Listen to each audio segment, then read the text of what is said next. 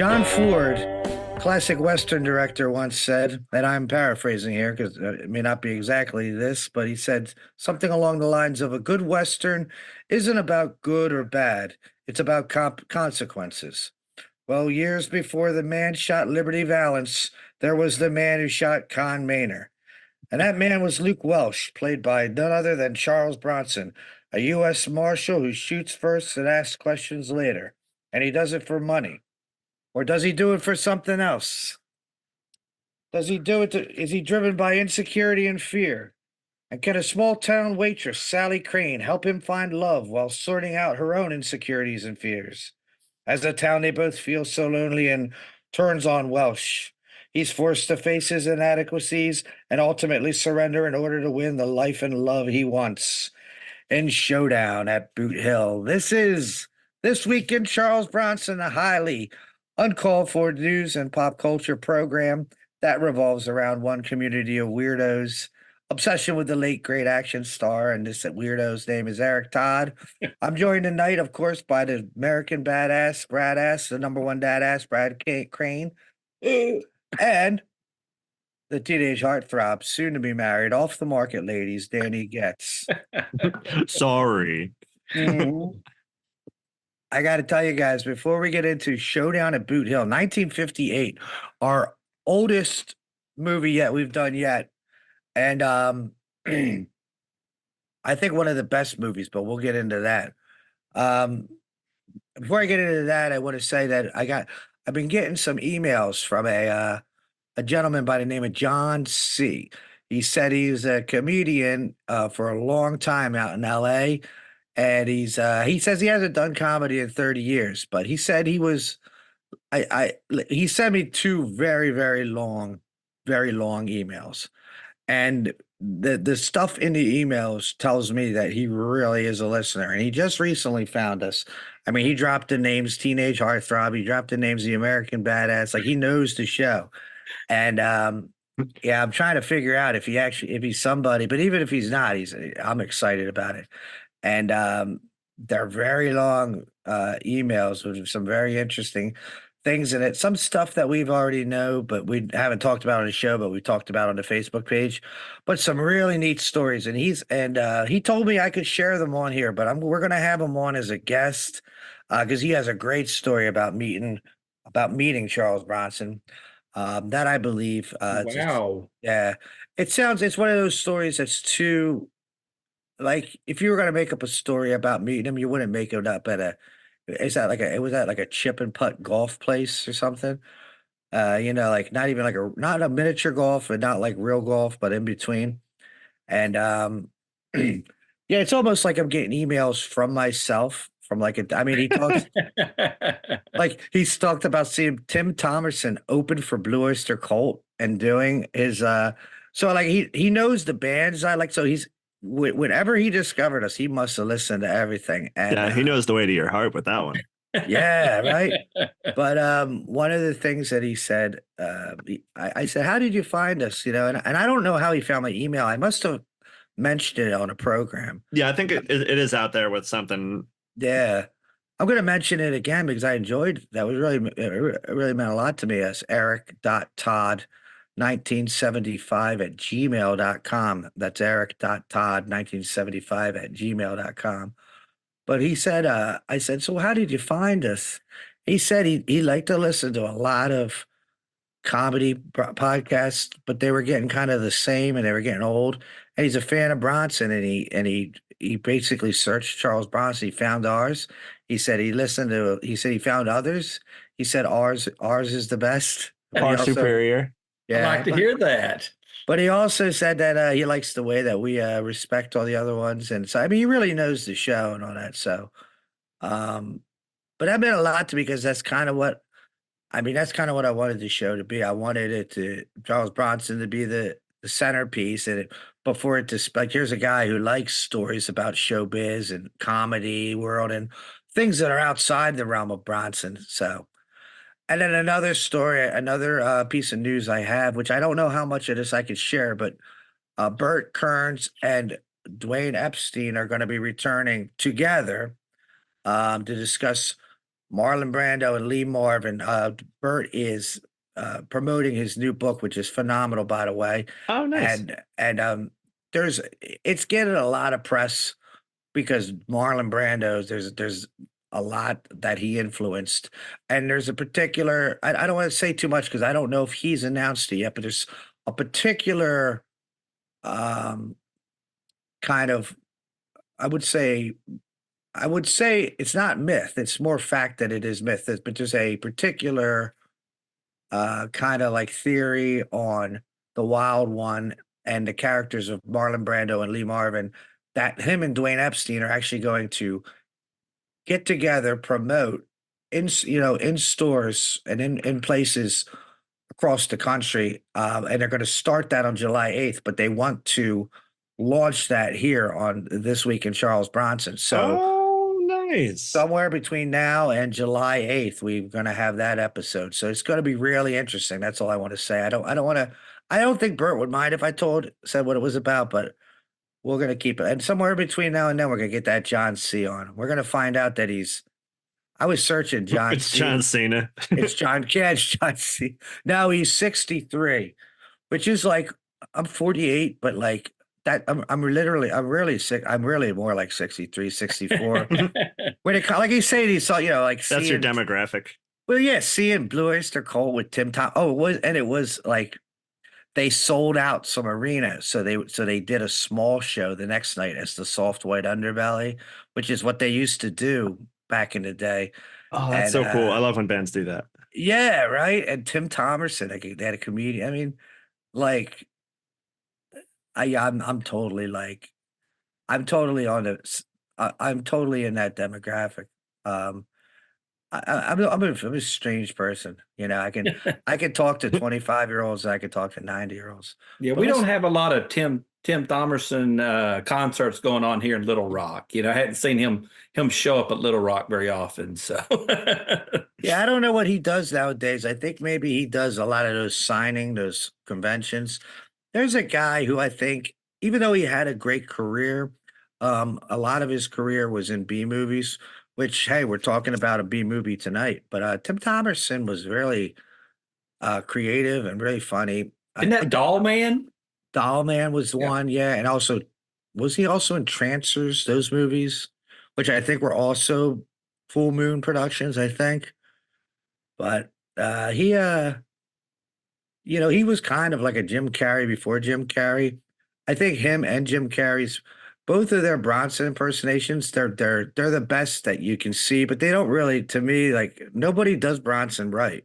No, there is no perfect Bronson. They do like a hey there, Yeah. tough guy. Like, but Yeah, whatever. yeah. Jim Carrey tries, but he's still nobody's got Bronson down. No, nobody has the subtleties of him down.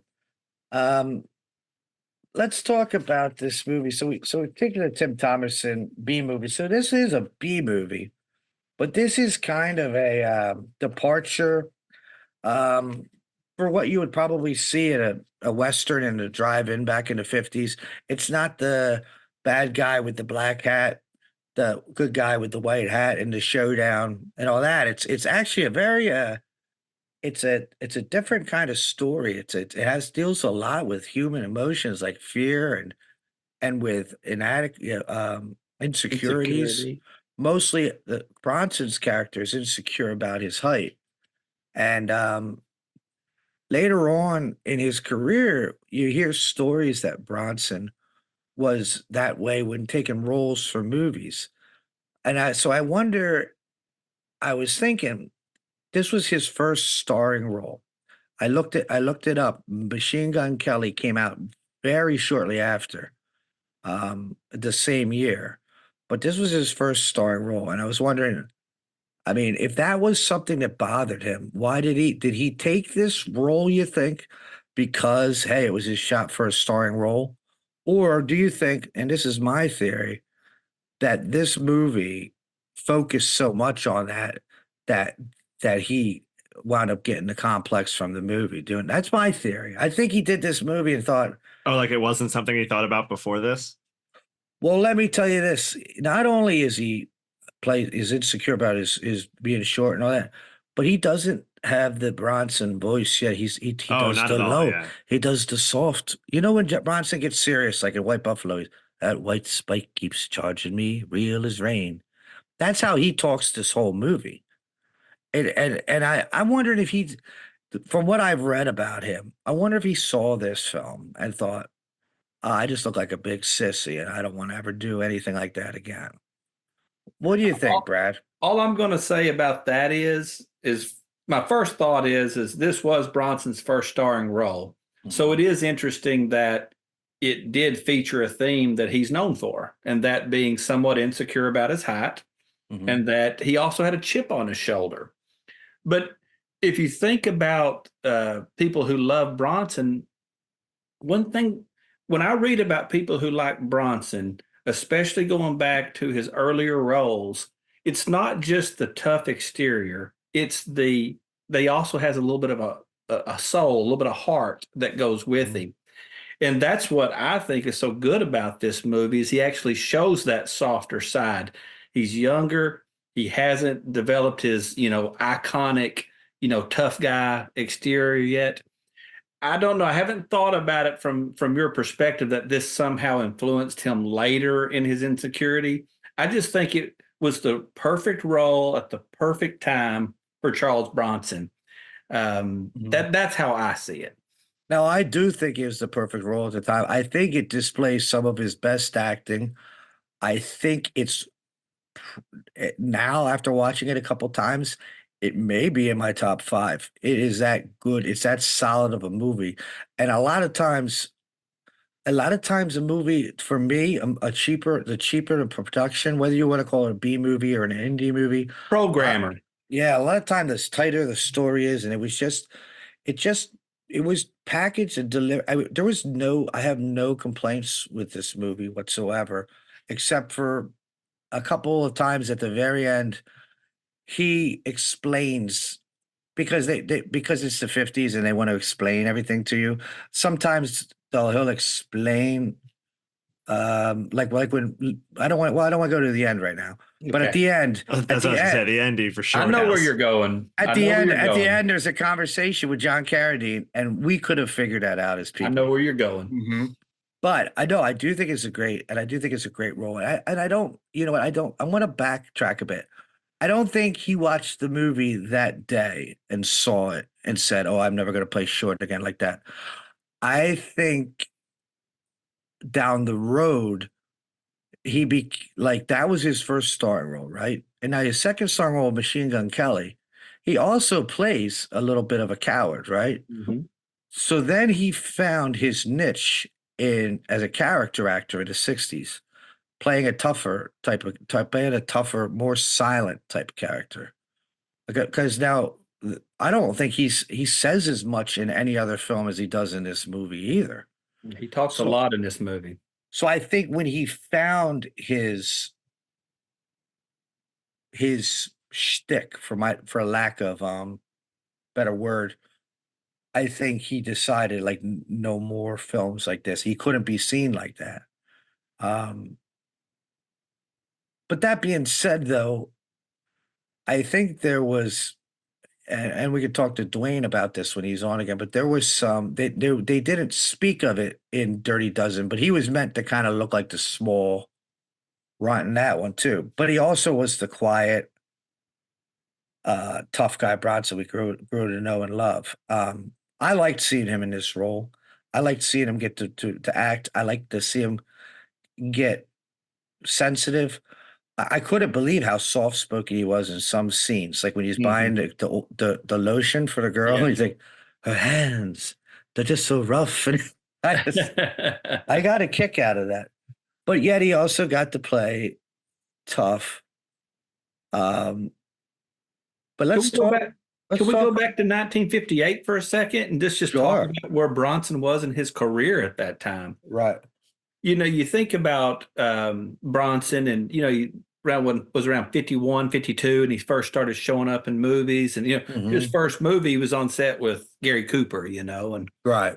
a year later, he's on set on the same screen at the same time as Spencer Tracy and Katharine Hepburn. Right. A couple years later, he's he's actually stealing scenes from Alan Ladd, and Hmm. he is not just a sidekick to Glenn Ford, but an important role in a Glenn Ford movie. And Bronson, Was the Glenn Ford movie before this one? yes, it was 2 years before this one when he did Jubal. It But was. Okay. yeah, yeah. And so you get to 1958, and Mhm. I mean, think about what Bronson had going on in 1958. This was the first of four starring roles. This was the same year that his Headlines TV series began. I also Mhm. looked up to see what other movies or what other shows he had been in during 58.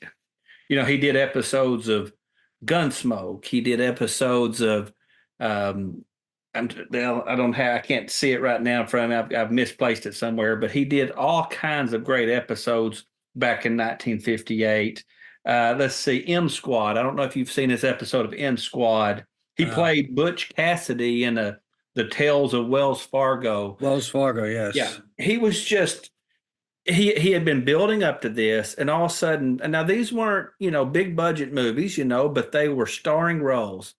And you got Showdown at Boot Hill. You mentioned Machine Gun Kelly, which I heard recently Quentin Tarantino say that he thought that Gun Kelly was the best film that Roger Corman ever directed. He followed that up with Gang War, which is very associated with this movie. If you look at the Yeah. director and the producer and the The writer, the director and the writer, yeah. yeah, they all did Gang War, which is Mhm. many people call it a precursor to Death Wish because his wife gets killed and he's wanting revenge in that movie. And then finally, which I think is by far, I think this is just my personal opinion. People don't have to agree with me, but I find the fourth movie, When Hell Broke Loose, to be the by far the least, the lesser of those four films. Yeah. Uh, Personal opinion, but I think where Bronson was coming from is this was a huge year for him. And when Mhm. it was all said and done, he was going back to featured roles now at a higher pace. Now all of a sudden he's Magnificent Seven, Right. not some other, and all of a sudden it's Great Escape, but he didn't break out even with all these starring roles. And I think that was probably pretty hard on him. Well, that and also at the same time, so the 50s, there was just like now, or more, or maybe the 70s and 80s is a better example, a lot of B movies. But it was possible to become a star, but you were never going to be like a Hollywood level star, right? And so I wonder if if it was a conscious play for, because I think as much as I love this movie and the Gang War and the other two, um, uh, I think it's better to go down because now he went on to become a character actor in some big movies like Magnificent Seven, where he does it. So he went from you're in danger of becoming stuck as as a star in B movies to the danger of being stuck as a character actor in big budget movies, which I think is bigger. I think it's bigger to be character actor in the big budget movies than it is to star in the low budget movies. And the fact that he did that and worked his way to stardom in his early 50s is amazing. And it's something we've talked about a million times on this show. So I wonder if it was a conscious decision of his to like, hey, I got to step away from these starring B because they at the end of the day they're just B movies. I don't know that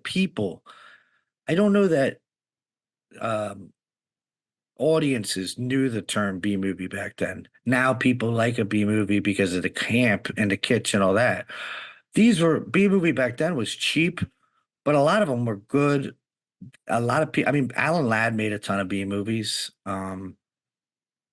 John Carradine is in this, made mostly B movies. Some of those B movies are people don't even know they're B movies because they're so legendary. Right. And a big link to these B movies is someone by the name of Robert Lippert of Regal Pictures. This man, he owned movie theaters, but he also was vested in like over 300 movies, and they were called him the king of the B movies.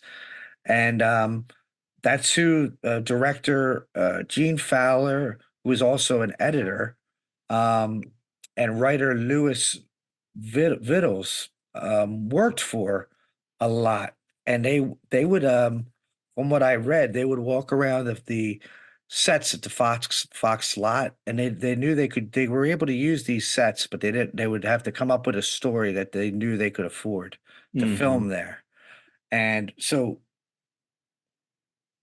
Gene Fowler directed I Was a Teenage Werewolf and I Married a Monster from Outer Space, which are two B movies, but they're two classic B movies. I Married a Monster from Outer Space was also written by Louis Vittles, who wrote this. He also wrote Gang War, which I believe it was edited by Gene Fowler now, I believe.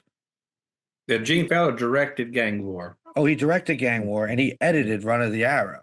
So Yes, that's a correct. lot of so this is probably that little period of time. I don't know that Bronson was ever owned by a studio like a lot of people were in the 50s, but he was obviously in this little mix of B movie writers, directors, and editors. And I found that really interesting. Well, what's interesting about Gene Fowler Jr. is, yeah, you say he was a B movie director, but he was not a B movie editor. No, no. He was a big movie editor. Hmm. He's an Oscar nominated editor for the movie Mad. It's a Mad Mad Mad World. That's right. He did Hang 'em High. He won two Emmys. He won two Emmys. One was for the Waltons, and another was, I want to see this. It's a TV movie of a Joseph Wambaugh novel called The Blue Knight, and it stars William Holden and Lee Remick. Hmm. And Gene Fowler won a primetime Emmy for that. So he. This was a very talented man. You mentioned I Was a Teenage Werewolf. That kind of took me back a little bit because Michael Landon starred in that, and Right. back in the day when you had to order your movies off the internet, or you had to not an internet, you'd order them out of a catalog. And Mhm. I got the movie Machine Gun Kelly, out of a catalog. And I Was a Teenage Werewolf was one of the first time I'd ever heard of it. It was one of the trailers that played in front of Machine Gun Kelly. So I always thought, well, that looks pretty good, but Yeah. at the time I didn't think about the fact that, it was directed by Gene Fowler Jr. But No, no, of course. And you would have never thought that that was a B movie because that's one of the movies. Well, to me, that's one of the movies my dad would talk about, like seeing in the theater when he was a kid. I mean, you got a quarter, you went to the theater, you went to the drive, and I don't think people said, "Oh, that's a B movie," right. But this movie did come out the same year as some huge movies. But let's get into the story. Uh, how's it open? It opens up him rolling into town. Yeah. I'll let you take that, Brad. Yeah. What happens, the movie starts, and the first image you see on screen is like this dummy. It's like a dummy that's hanged in front of the livery stable.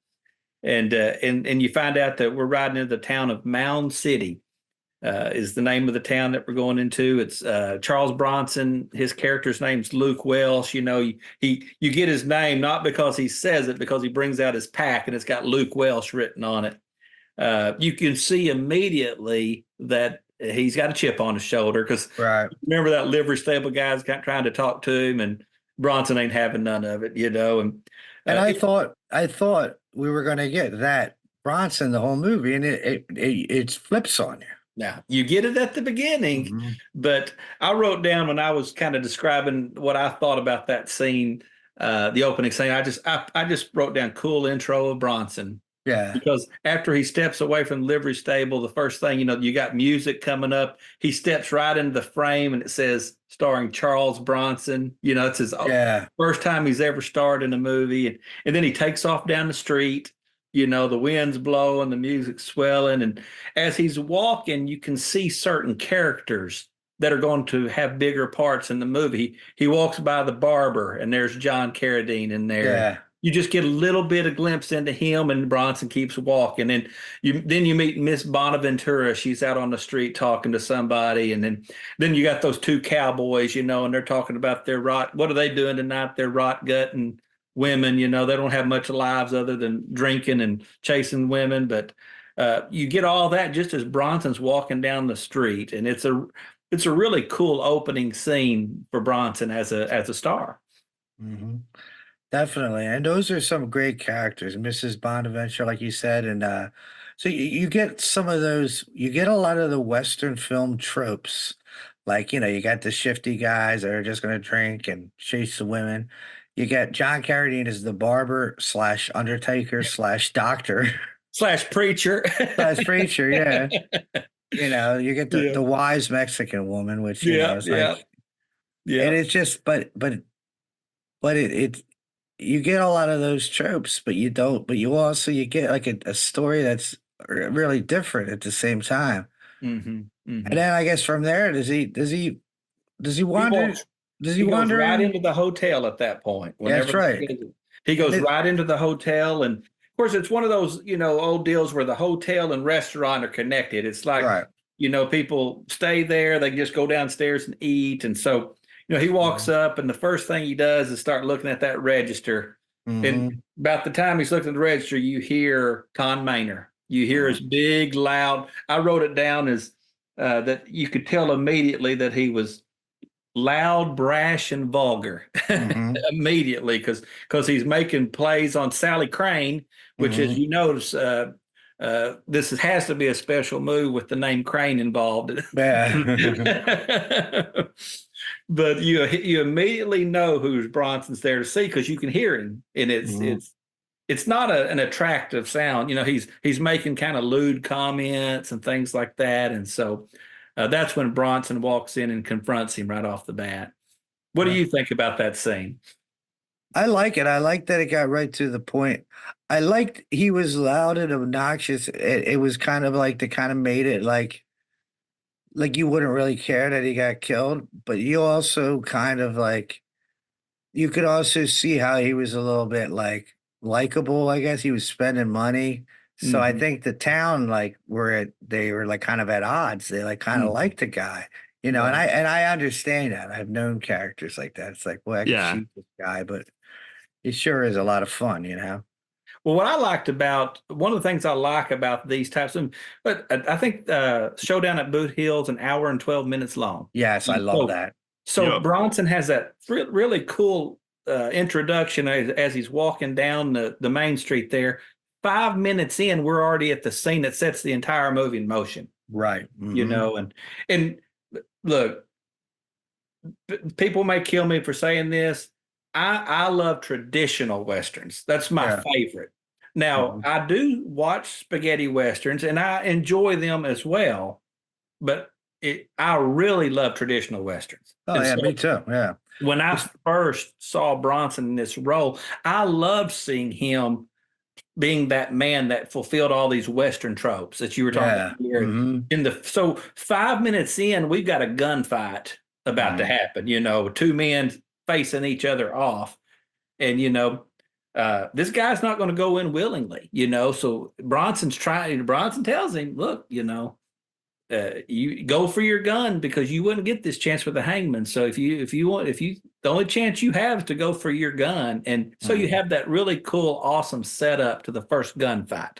And that's Right. not giving anything away because the gunfight's what starts the movie in motion. Mhm. Bronson's not just going to go in there and just it's going to be some peaceful flick. I mean, they have a gunfight, and Con Maynard lasts about 6 minutes into the movie, and they talk about him the rest of the movie, but Con Maynard only lasts about 6 minutes. Yep. And it's got and then it's like it kind of becomes like him fighting for it just to get them to say it was Con Manor. They try to fight that so he can't get his $200. Yeah. And so it kind of gets that kind of like trying to think of a movie. It reminds me of something, but now I can't think of the freaking It's movie. those types of movies where people act like you're crazy. You know something to be true, but everybody looks Yeah. at you like you don't. What are you talking about? I Yeah, don't it's like know the who you're whole talking town. about. It's like the whole town's gaslighting him. Yeah. Exactly. Yeah. And one of the things I read on IMDb is that the intro music sounds a lot like the intro music to Man Who Shot Liberty Valance. And I could see a little bit of similarities in the movies where it's like one, it's like a guy shoots a guy, and the consequences of it are this town now turns on him.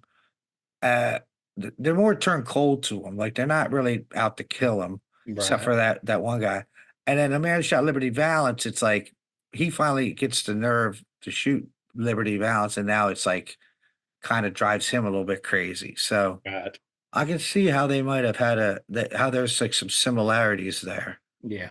I thought that was interesting as they ended that first scene before they go over to the inquest and everything, and the town kind of plays the game of, what are you talking about? We don't know that man's name. Mhm. That was where you first also find out that Bronson, is insecure. Because Mhm. after he shoots Khan, he just kind of walks up to him and looks down and says, "How tall are you now, big man?" you know? Oh yeah, and that brings me to this, and I don't know if the direct because it is a B movie. I don't know if the director Gene Fowler did this on purpose, but watch that opening scene again. Bronson comes in and he stands there and he's on an angle where he looks like the tall hero. It's that picture that's almost iconic, but it's not iconic because it's not from an iconic movie, but it's that picture of him standing there, with the belt with the bullets and everything. And then as they talk, the camera kind of pans out, and now we're looking at Bronson being towered over by this gentleman. And it happens a few times throughout the movie. Mhm. One time with a mannequin, Right. Right. a couple times with John Carradine, and then they even put a top hat on top. John Carradine's tall as it is, and then they put a Uh-huh. top hat on him. So yeah, they did a good job at driving that point home. And then so after he kills Maynard, does he go to the barber shop right after that? What he does next is he goes. It's like they're waiting. They have to wait a little bit before they have their end because the inquest is going to be that night. The shootout happened that day. The inquest is going to be that night. So he goes. He does go get him a haircut from uh, what I put barber John Carradine, and his name's Doc Weber in the show, Mhm. Doc Weber. So you don't see him as a doctor till later in the Right. movie, but that kind of gives that away. I wrote down that he's the walking cliche because Right. he's the one character. Normally, you have like 4 or 5 different characters make up this part of the town. Well, this was programmer B movie that's an hour and 12 minutes. They went ahead and just had John Carradine play all of those characters. And Right. I made a note that our buddy Chris uh, had mentioned after he saw this movie, he'd love to see a movie that's just about John Carradine's character, Doc. Well, I feel like this movie could be remade as a comedy, where Mhm. Doc is almost like a Newhart, Bob Newhart, like he's all these different things in this town of like just zany characters, and Bronson is almost like a Larry David. It's almost like a Curb Your Enthusiasm, where he's like, I'm the U.S. Marshal. I killed this. Like, what do you mean? Like, you know what I mean? It's like, Yeah, because he's crippled too. Doc isn't. He's not just the doctor and the preacher and the barber and undertaker. He's also the crippled guy. right.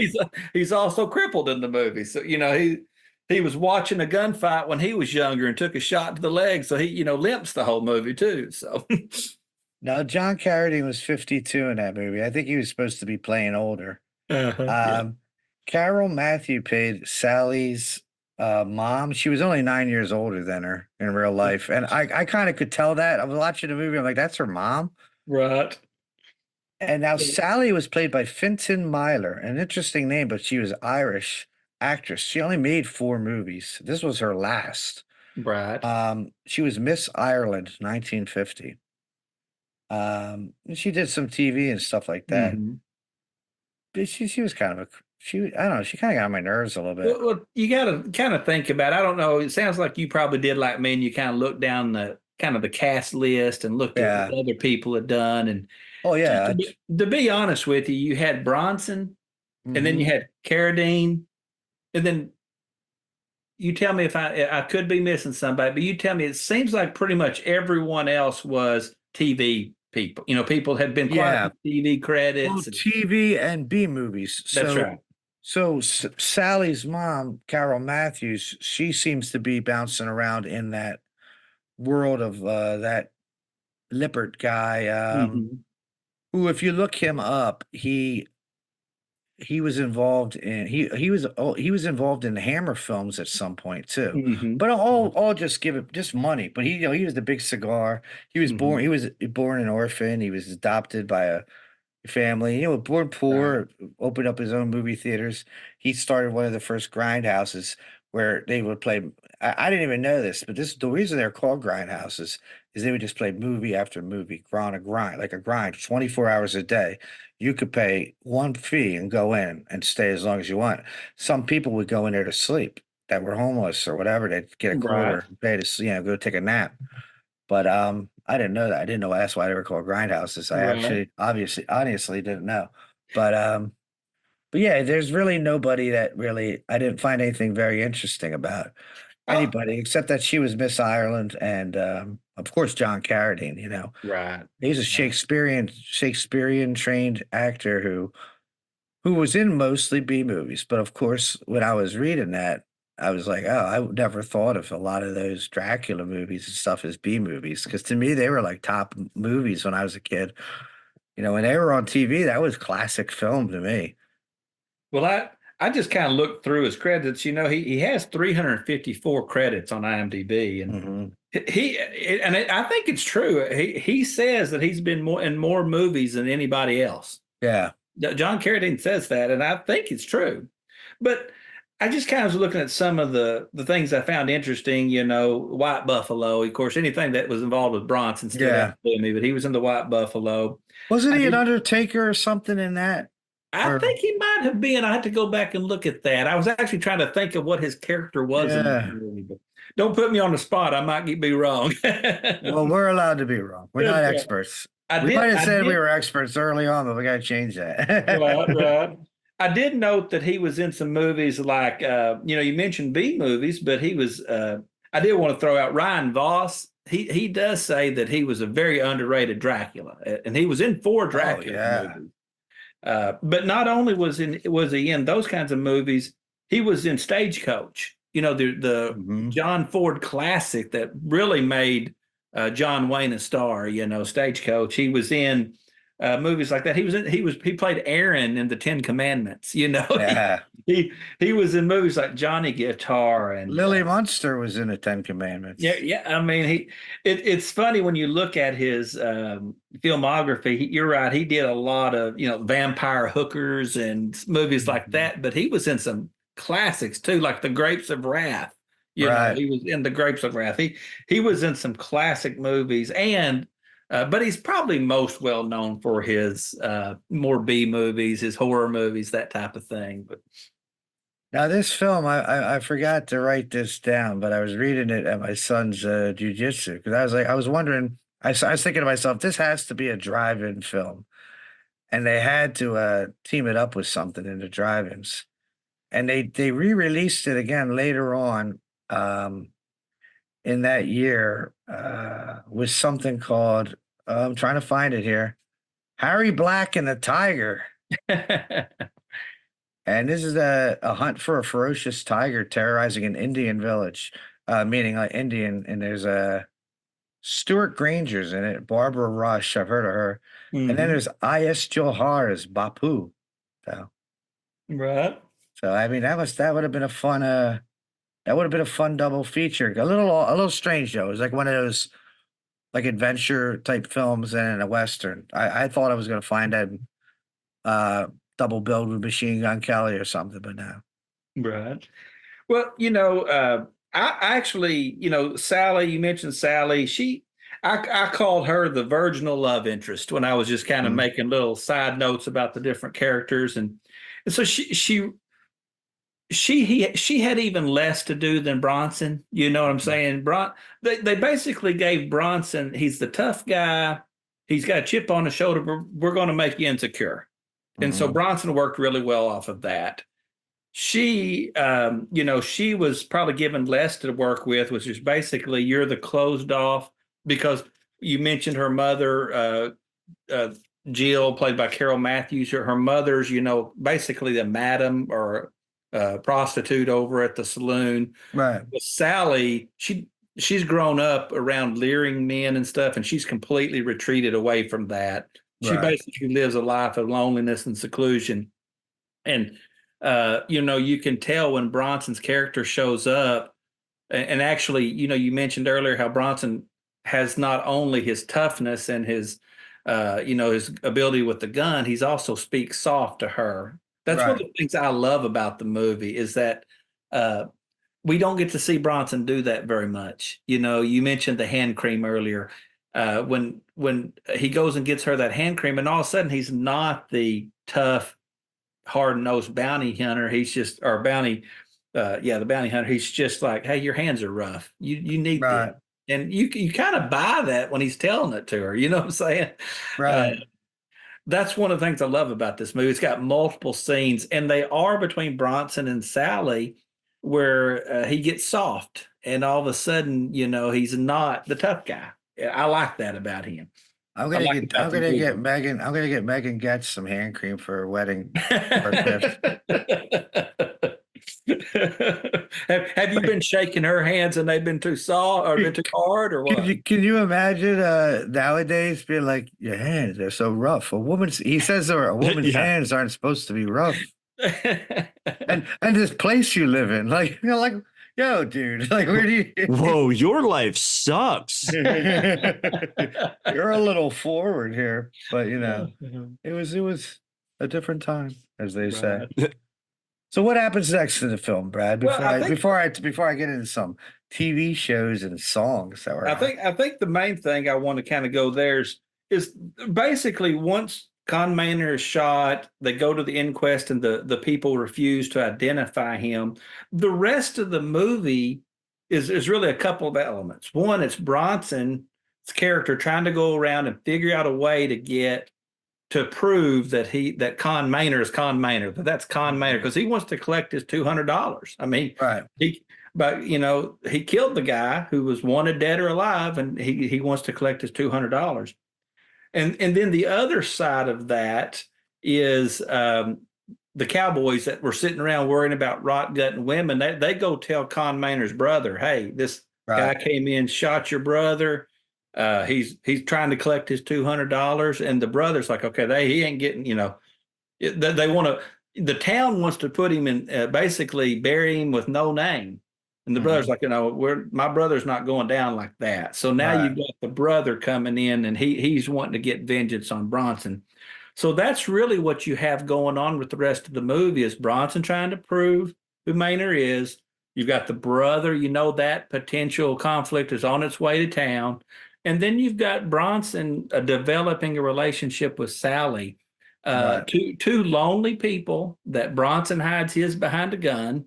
Sally hides hers behind an apron in her Mhm. own words, and so you have that relationship developing. So that's kind of what the rest of the movie is going to kind of play out with that background. Yeah, I think that's the best good way to put it. I think they tried to drive it home in the movie by her saying he's full of hate and she's full of fear, but I think they both were just full of fear. Mm-hmm. And I think they're both of their biggest fears were just being alone like forever, But at the Mm-hmm. same time, neither of them could really fit into that like town. Like that every it was again, like I said, like they could have made that a comedy almost. Mm-hmm. And then there was less. Like, what was up his like? Was he just a young hotshot who just wanted to prove himself? Like, I didn't really understand like why he was out for the marshal for Bronson. Well, he was dumb. I mean, Hmm. I think if you remember Jill, you remember the character Sloan. He was kind of the Yes. town Hmm. guy that Yeah. he was a troublemaker. He was kind of the one that was kind of the leader of this idea of let's not let him get the money. Right. Right. And so we know that Les, who is dating Jill, Hmm. the mom, he's dating her. He's a lot younger. She points out that he's dumb. So Sloan's just kind of goading him. It's like, Yeah. what do you think would happen if you went up against the marshal?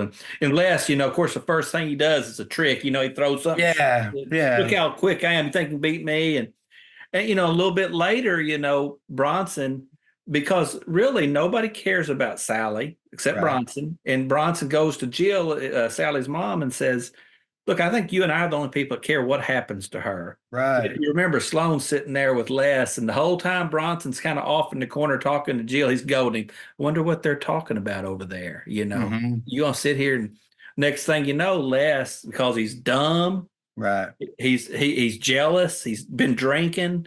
Now he's standing up, and he challenges Bronson to a gunfight. And now I wrote, now you got the second gunfight. So we've already had the cool opening Right. gunfight.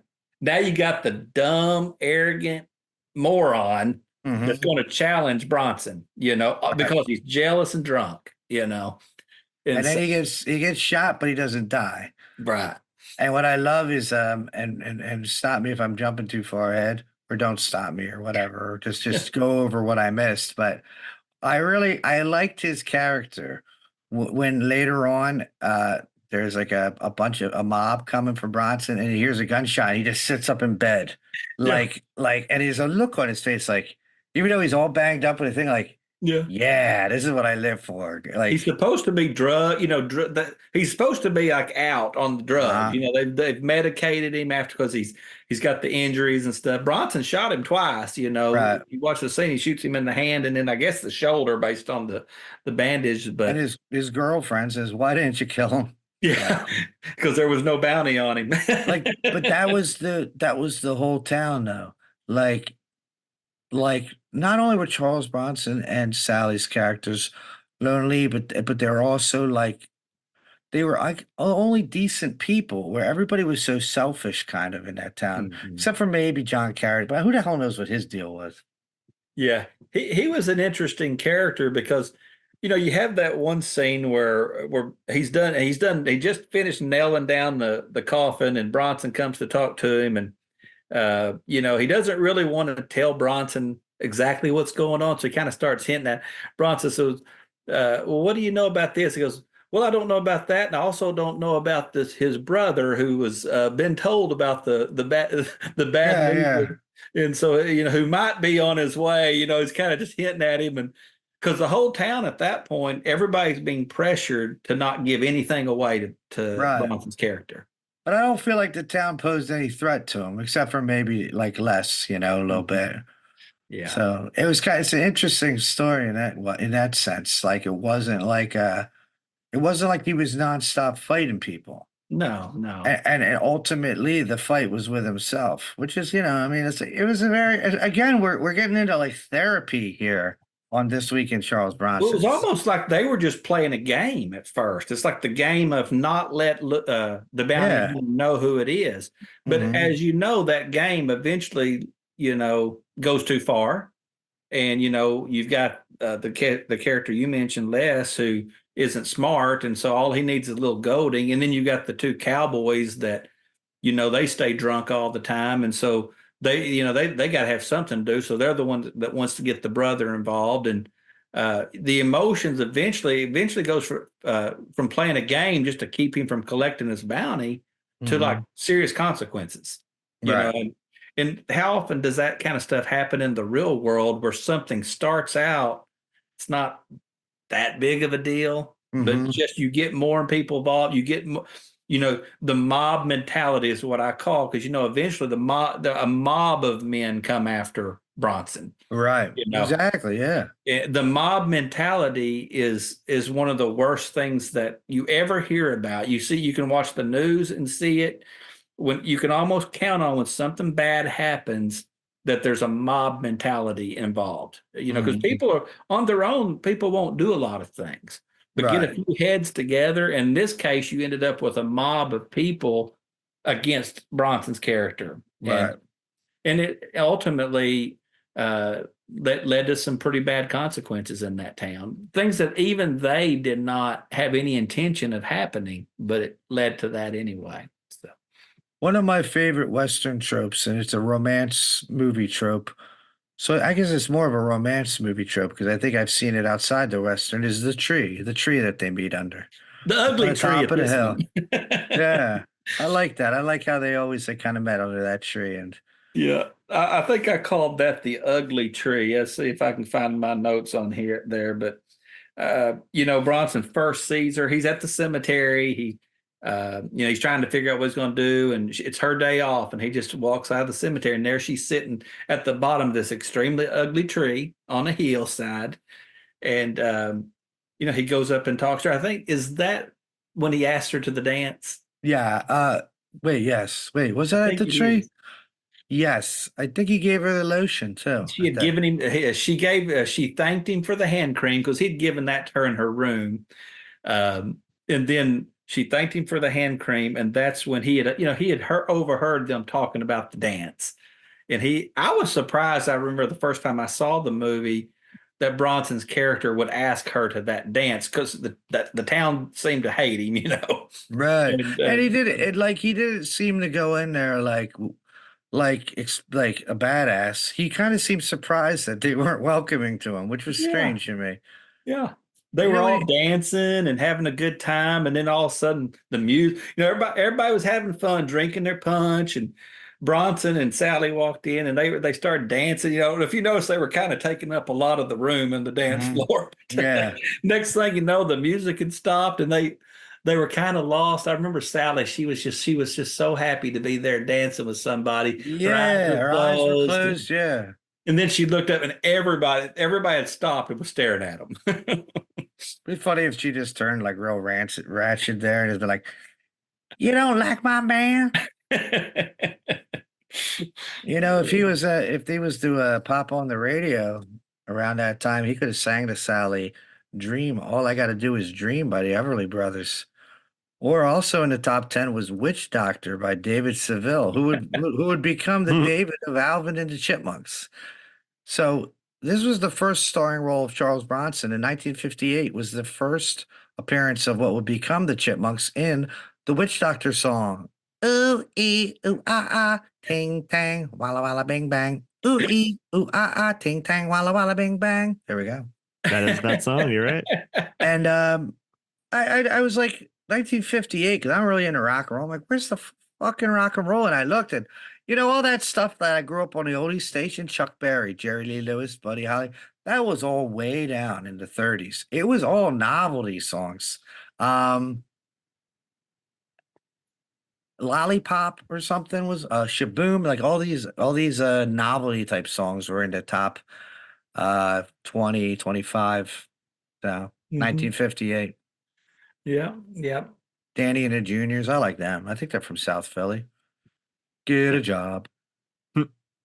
I'm sure there was good stuff. Every decade, every era has its share of good songs, good music. So Hmm. Now, television, on the other hand, Sucked. if you were at home that night, you might have been watching Dragnet, which was a pretty good show, Yeah. from what I recall on Nickelodeon back in the day. The Real McCoys, Zorro, and then there's a couple of shows I meant to look up, but I didn't get around to. Richard Diamond, Private Detective. I never heard of that. And a show called Climax, which I never heard of. I'm going to look at them and look them up and get back to you on the next episode if anybody listens or cares, which I think I, people are listening and caring. I will say that I don't remember which of the actors in this movie. One of them had a part in Climax. Really? I The don't. I don't television remember. show? I Who's don't remember Climax? which one it was, Yeah, but I who's just thought. Climax? Yeah. I just thought that's an interesting sounding show. Climax. Yeah, I don't think like nowadays would it be a dirty. Yeah, We yeah. don't talk about dirty shows here though. But listen, I may be 50, but I'm still childish enough to enjoy the name of a show called Climax. why did David Seville call the witch doctor? I forget. I called the witch doctor. Something to do with love, right? It's always something to do with love. I told the witch doctor I was in love with you. Yeah. And Ooh, then I man. don't and then remember what you happens. yeah, and What then did the witch doctor do? I forget what did the witch doctor do? you said ting tang walla walla bing bang. And then years later there was the love potion number 9, which was also like a witch Love doctor. potion number 9. Yeah. And both of those things could Miss Bonaventure be a witch doctor, a Mexican one of some sort? It's possible. And could that hand cream have made Sally fall in love with Luke Welsh? Yeah. I love Miss Bonaventure. I loved his relationship with Miss Bonaventura. I'm not going to lie. It's like Thing, she could tang. see into his soul. She saw right past his tough exterior because it was in her shop that he did look. Oh, you mentioned the mannequin earlier. Yeah, the He looked over gigantic at the mannequin. mannequin and it was like 7 feet tall, and there's Bronson. And it's like from that moment on, she was Team Bronson. She was like, here's your Yeah. hand cream, She's like, you here's are your hot. slip. Kill whoever you want. That's right. Here's your nightgown to give to Sally in case y'all become lovers tonight. I mean, she Yeah, was that was Pink interesting. Bronson. Yeah, that was interesting. She was like, "Oh, you want something that only you would see?" Like I was like, "Whoa, this Bonaventure, I like it." Bronson's like, hey, I've only asked one girl to dance before now my whole life. Let's slow down on the hand cream negligee situation. He was he was like, "Ting tang, walla walla, bang bang." I'm way too short for this. That sounded like Clint Eastwood. All right, let's get down to brass tacks. Now that's Danny. That's where you make a brass tacks noise when you put the cool stuff into the show. How do they sound? I don't know, like a cash register. Like a Yeah. well, there you have it. Well, Oh my God. I've already mentioned in the script, here in the story that the mob eventually comes after Bronson. Right. The mob of townsfolk eventually come after Bronson, and the mob kind of assembles the same time that Con Maynard's brother gets into town. And I don't want to there may be some folks that are listening to this that hadn't seen the movie yet, so don't give too much of it away. But as Bronson and Sally are, They've had 66 years. yeah, I mean they've had 66. I watched it after Hey, work today. It's not the movie- hard. the movie came out today. The movie came out May 1st of 1958. So yeah, I forgot to bring that up. yeah, I didn't didn't know that realize. till today. You shared it with me, Eric. I didn't know. Yeah, I looked it up because I always look to see what was going on that day. And I was like, holy shit, it's today. It's the May Day. first time this has ever happened on the show. It was like it was perfect karma. Good job. And Danny will have it ready by midnight tonight with that brass tacks noise. That's right. Ching, Bang. ching, ching, ching. Yeah, but like I said, let's just put it this way. Things don't all. When you get a group of bad guys and a mob together, there's always going to be some tragedy, but there's also I always say that. good ending as well. So it's a movie it's got I think one of Bronson's better endings in a movie. I really like the way the film ends when he ends up. We're so used to Bronson choosing Violence. violence. Right. There actually isn't a showdown they're not traditionally anyway Right. on Boot Hill. And he has to surrender in order to win, Mm-hmm. which what he ultimately wants, and that is love and a normal life. And it's almost, I don't want to get all sentimental here, but being in recovery, and it's like AA, we talk about dropping the rock, like dropping those things that keep us like angry or whatever, those chips on our shoulders. And this movie almost had like a message like that. So I'm going to show it at meetings and hand out coins. No, I'm not going to do that, but I am going to show up. That sounds like a great meeting to me. I am going to show up and do this. Ting tang, walla walla, bang bang. And then you just got to follow it with you had to be there. You had to be there. Which doctor?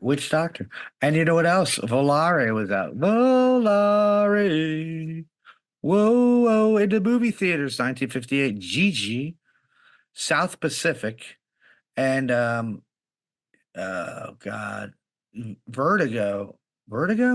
Yeah, Vertigo came out in 58. Yeah, one of the most popular movies of all times was still in the theater when this came out. So, Yeah. I mean, this was really very a B movie compared to all those names, but a great movie. I think a great starring role for Charles Bronson. Yeah, I like the short, simple movies. I don't know. I don't know if you. I do too. Films I of do. Bud Bedecker. Bud Bedecker made several. He made 5 really superior movies in the 50s. I'm just going to mention a couple of them. One was called The Ride Lonesome. Another was called The Tall T. Another was called Buchanan Rides Alone. And Randolph Scott starred in all of these movies. You told me about him. I believe you told me about him when we first became friends.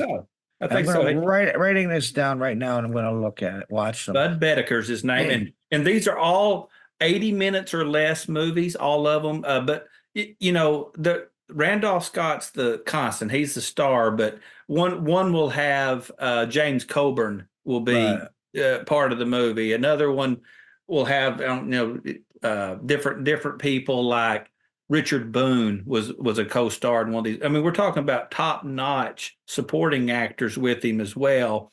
That were usually the bad guys. I remember Yeah. Cornell Roberts was in one of those, and best I've ever seen. I mean, after seeing Pernell Robertson, I think he was in the one called Ride Lonesome. It's Hmm. like I became a huge fan of Pernell Robertson, and I was like, why didn't he make more big movies? Because he was so good in that movie. And Right. but they're less than 80 minutes. They're simple stories, but I'm not saying that Showdown at Boot Hill is necessarily as good as those movies, but they're similar. They're short movies that get to the point, tell a simple story, and they do it Yeah. extremely well. And that's why I enjoy watching the 50s movies too, because a lot of them that do turn out to be the short B movies, and they do have a simple kind of plot. And it's not that I don't like abstract or bizarre, but when I do, it's usually like so abstract and bizarre that it's almost impossible to understand. But I would, if I owned a drive-in, or if I ever get like control of a theater, which I'm hoping to, I would put this as a double feature with Fastest Gun Alive with Glenn Ford. Yeah. I think that's another simple. I like that the one man, he's kind of put in this situation, where he has to make a decision of kind of like both people have to change who they are. He has to kind of like, I don't know. I don't want, I don't know.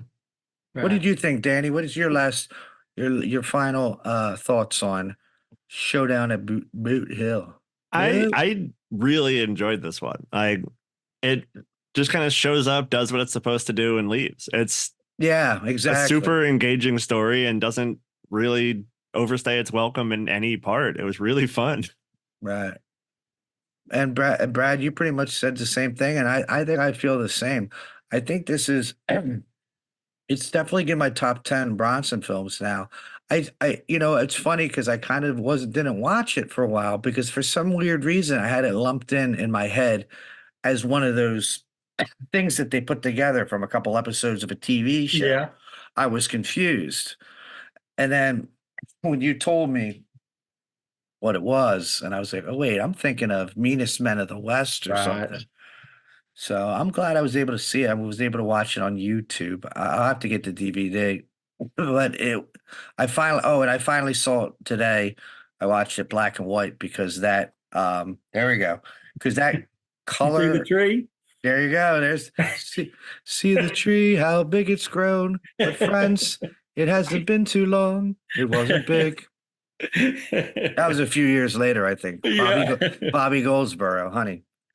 Well, it was a good movie. I've been singing the praises of this movie for quite a while. I'm glad you finally watched it and enjoyed it. Um, John Carradine is great in it. Charles Bronson is just, to me, when I watch a movie like this, it surprises me that he had to wait another 10 years to become a main movie star. To me, he gives such a strong performance in this movie. Um, I think that's what I don't makes him know. so interesting. I think that's what makes him so interesting and makes him the main subject Mhm. of a podcast. And you know what I mean? It's like I don't know. I'm gonna look, but I don't know if anybody else could say they had a career like that. I don't either. And most people seem to prefer when you look at these 58 movies. It seems like you hear a lot about Machine Gun Kelly, and that's another reason why I've been a person who sings the praises of Showdown at Boot Hill, because Machine Gun Kelly was had a large part to do with Bronson getting the farewell friend role because Alain Delon Hmm. saw Machine Gun Kelly, which was more popular in Europe than it was in America, and chose Right. Bronson. But when I ranked those four movies from 1958, I put Showdown at Boot Hill number one. Hmm. I give Machine Gun Kelly second, and then Yeah. Gang War, and then finally When Hell Broke Loose. I don't know how you rank those, but that's how I rank them. I have to watch When Hell Broke Loose. Mhm. But I definitely Showdown at Boot Hill is definitely number one. I think some Bronson fans are almost like I think I bet if I was in a room of 20 Bronson fans, I bet I would disagree with 15 of them. I think a lot of people are fans of the schlock and the violence and the caricature that we've grown to love, and I'm a fan of that too. Mhm. But I'm also a fan of the man and want to see Mhm. different things out of him and want to see what he's capable of, you know. And I think there's a certain amount of fans that aren't like that, you know what I mean?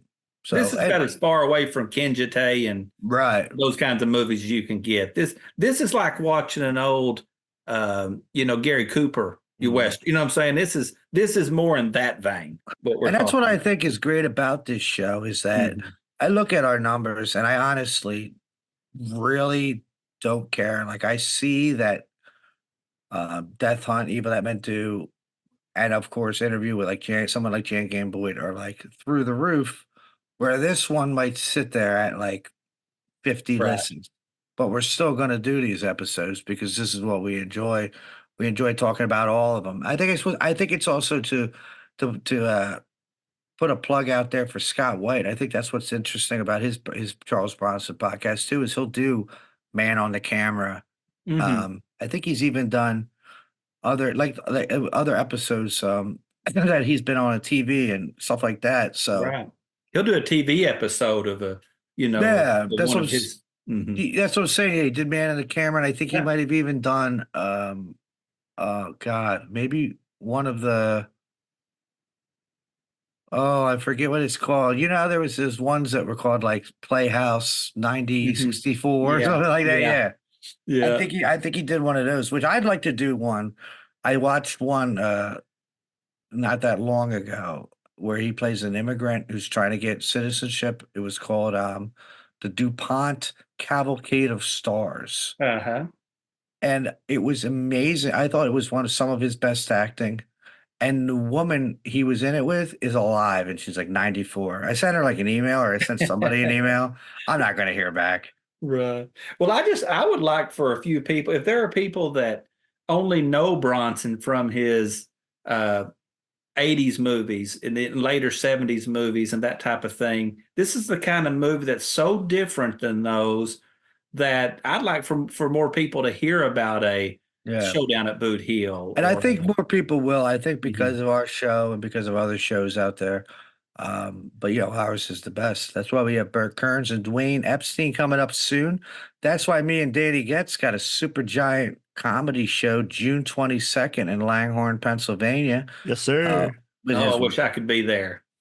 soon-to-be wife Megan Getz. And guess it's at a Raymore and Flanagan's. I'm so excited. I'm Take her hand cream with you so she can start Yeah. getting rid of those calluses. That's right. Like you do not want to marry a woman with rough hands. Not on my watch. I and we have to get her in here, but I've been trying to think of the right movie, like for a bride to be. Like Good luck. I'm thinking of making her. What you don't think she'll do it?